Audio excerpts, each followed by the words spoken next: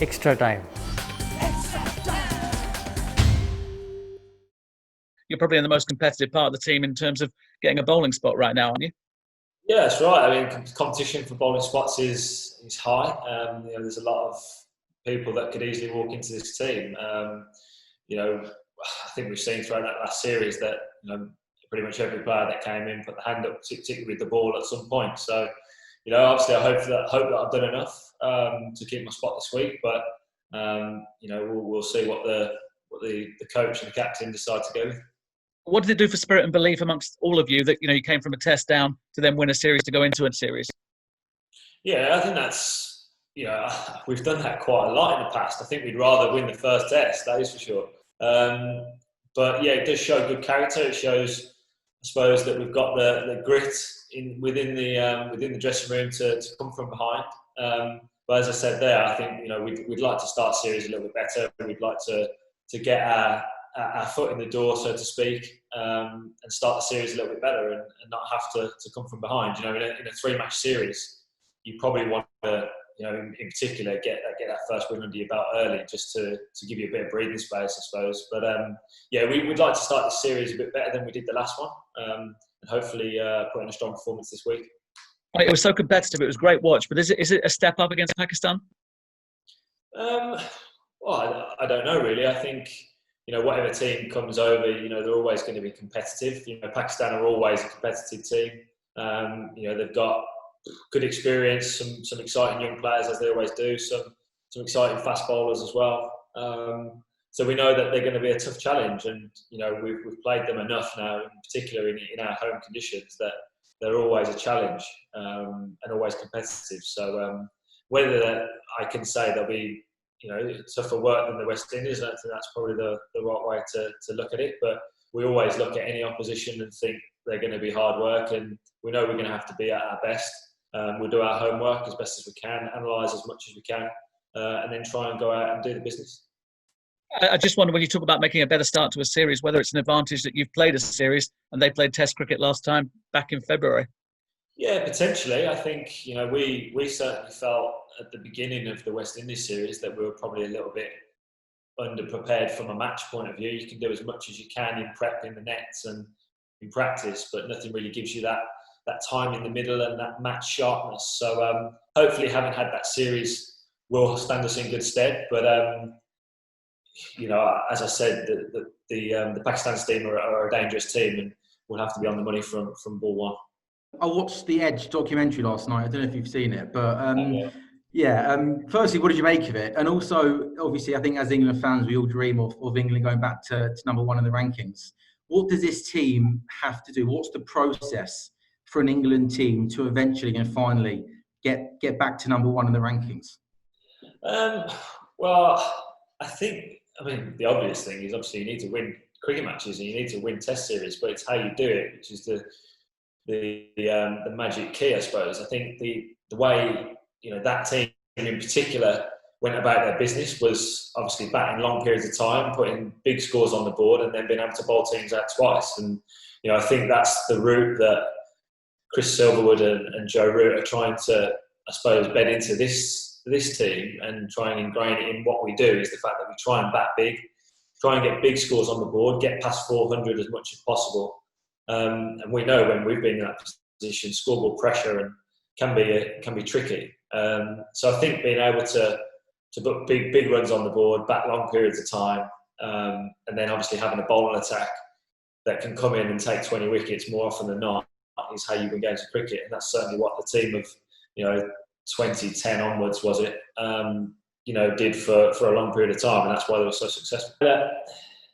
I just wondered, you touched on it earlier. I think it's 8 of the last 10 series now where England have lost the first test. Have you been able to put your finger on why the slow starts? And presumably, having had 3 against West Indies, a slightly less excuse now, is there?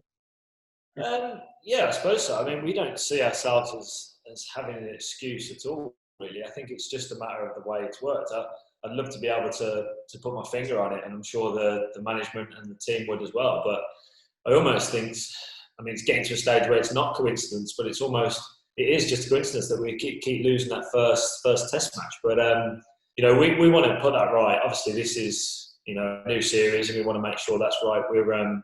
We'll do as much analysis as we usually do. We try to make sure that we're as well prepared as possible. We know the conditions here at Old Trafford, so like you say, there are no excuses, and hopefully we can put that right this week. Start with a strong performance against Pakistan, and hopefully get one up in this 3-match series. Anyway. A couple of good tests against West Indies, and it took your home record, I just checked this on Stats Guru, to 81 test wickets at 22 apiece. Do you think you've done enough now to be considered a first choice, a regular first choicer certainly in England anyway? That's the magic question. I mean, I hope that I've done enough to be in that starting 11. But like we've touched on, I think competition's high at the minute. We've got two of England's greats charging in and taking wickets every time they play. And we've got exciting fast bowlers as well. It's not an easy team to just be cemented in. So, as you touched on, my record in England is brilliant. I'm obviously pleased with that. I want to keep getting better. I want to keep improving myself. And every time I get the opportunity to play for England, whether it's home or away, I'm giving 110% and trying to do my best for the team. And, I'm really pleased with how it went in the last series against West Indies. I was obviously really pleased to get the nod in the last test match. And thankfully was able to, show what I can do and put in a strong performance. So hopefully it's enough to keep me in the team for this week. But, selections are not an easy thing. And, I'm on a position where I've obviously done really well. And, if I'm selected, then great. If I'm not, then I'll get myself ready for whenever my next game is. Thanks. Cheers, mate. Okay, we're going to move to John Etheridge, The Sun, and then Tim Wigmore, Daily Telegraph. It's just following on from John's question about your role in the team. It's just over a year ago that you were taking the new ball in the World Cup final. What do you consider your role to be in the Test match team?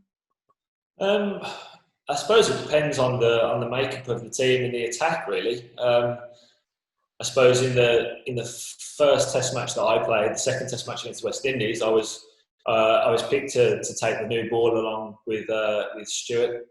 Therefore, your role is a little bit different, and you're a new ball bowler. You're there to, I suppose, attack with the new ball, and that's your role. Whereas, if I'm playing with Jimmy and Brody, for instance, like I was last week, and Jofra, it probably changed a little bit. I'm always going to probably be coming on first or second change. The ball's going to be slightly older.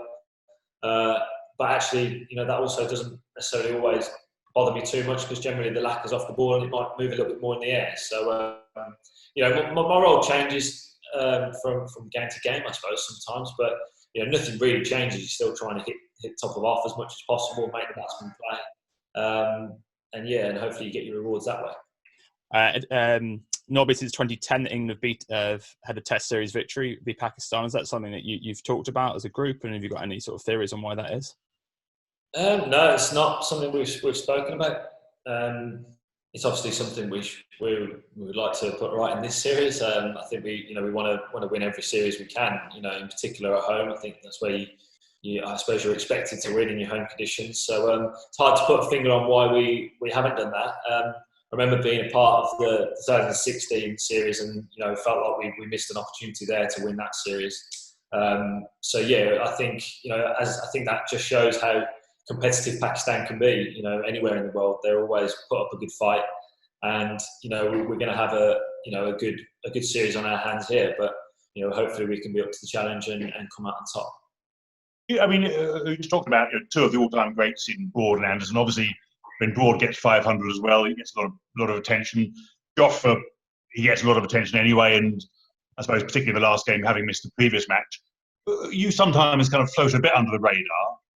I don't know if you think that's fair to say that. I mean, is that something that you're happy to do and not get the massive sort of in the spotlight headlines? Yeah, honestly, I really don't mind. I mean, I'm not one for being centre of attention. I like to. Don't get me wrong. I want to go on the field and perform, and I want to make match-winning performances for England. But it really doesn't bother me if I'm first choice to write about or not. To be really honest, I want to. As I think my stats have been mentioned, they're very good in England, and I want to keep working on those, keep improving on them, keep them as good as they can be. And at my age, where I am now at 31, it's probably unlikely I'm going to go on and get 500 Test wickets like Jimmy and Broady, but I still want to go on and get as many as I can individually, and I still feel like I can, provide really good services for England cricket for many more years to come. So I'm happy with how it works, and as long as I continue to be able to represent England, I'll be happy. Chris, do you know if Ben's going to be able to bowl this week? Ben, I've no idea, to be honest with you, John. We've all obviously turned up last night and, haven't actually seen everyone, to be honest with you. So from that point of view, I've no idea whether Ben will be fit to bowl. I know he had a little bit of a trundle at the back end of the Test match last week. Whether he had any ill effects, I'm not sure. So I suppose we'll probably know more around practice. Hit the subscribe option and the bell icon to get all the exclusive sports videos on Extra Time.